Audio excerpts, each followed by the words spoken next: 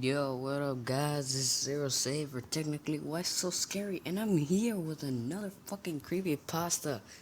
Now, I barely got over a headache I had yesterday because I ate a ton. Me and my friend, the Ask Gallardo, which is another YouTube channel, which you guys should check out. Went to the circus shit. We got on some rides. We got sick as hell. My head hurt like fuck yesterday, so I wasn't gonna even try to do a creepypasta yesterday. So I feel better now, and I'm here with a creepypasta that I like personally. But hope you guys enjoy it. And please sub and like if you really liked it. Now, here is a creepypasta. What is that? I write this as an apology to those who are affected by my mistakes. I hope that you could find it in your hearts to forgive me, though I will understand if you can't.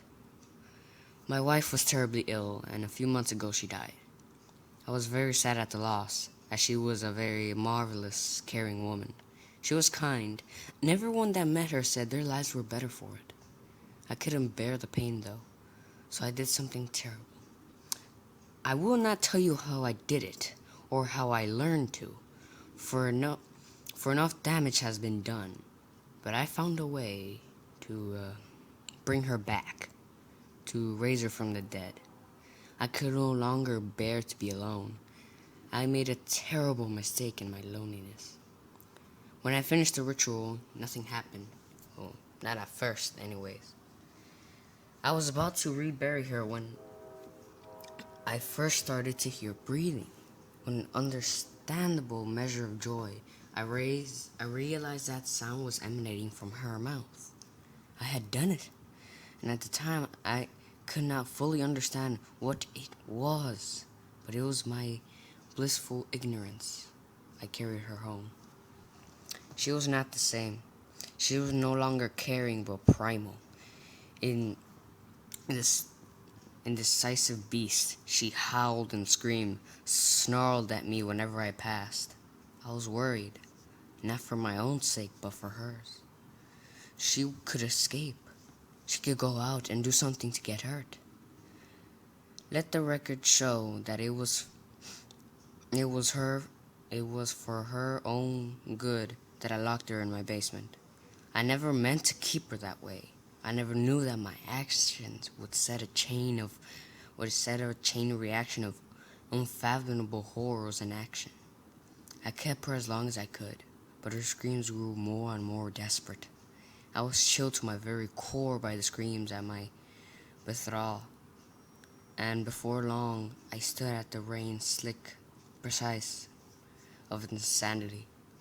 I needed to do something. As it so happened, I was not the only one to hear the screams. My neighbors began to show interest, eventually sneaking onto my estate to snoop around.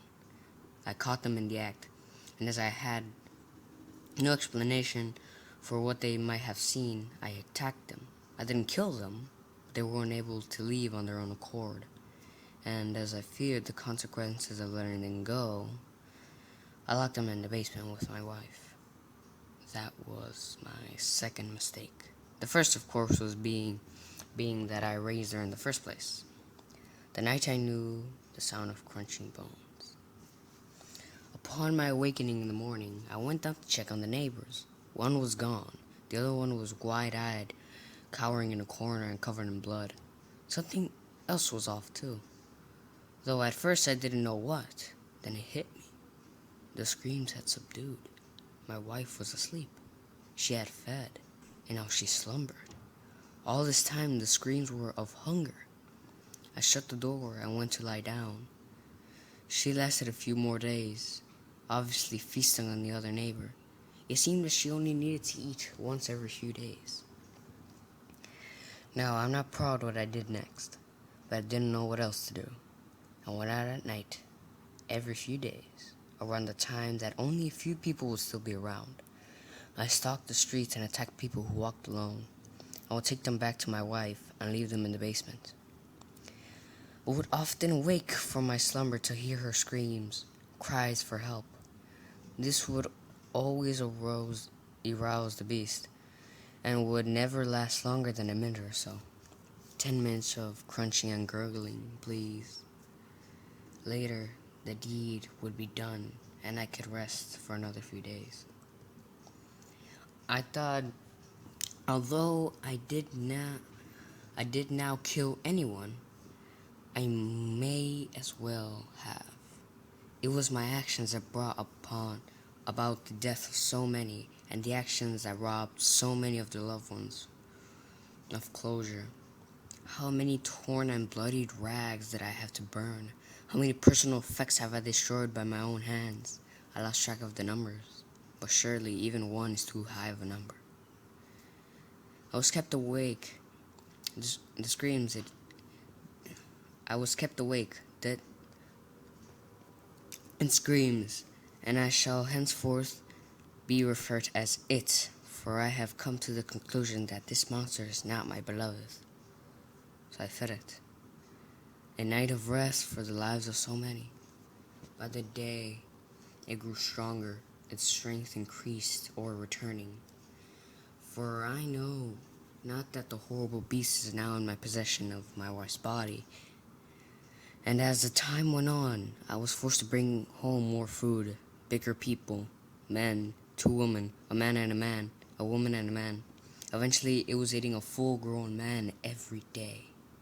I knew in some dark corner in my mind, I knew that this could not go on forever. I cannot keep taking people. I was in danger of being caught. And though I deserved to be, fear took a hold of me, and that's, I suppose, is why I let the charade go on as long as it did. So I decided to flee. I had just packed my things when I heard a knock on my door. Police had found a trail of blood leading through the woods onto my estate, and were inquiring as to whether I'd seen or heard anything suspicious. I managed to keep a cool head and talk my way out of what could be potentially been an unpleasant situation. I know not why, only that I deserved it. It began to scream. It screamed louder than I ever heard it scream before. It sounded mad. The police instantly drew their guns and went in, thinking perhaps some horrific predatory beast had made its way into my home. They eventually found my basement door and threw it open. Slowly, ever so slowly, they descended the stairs.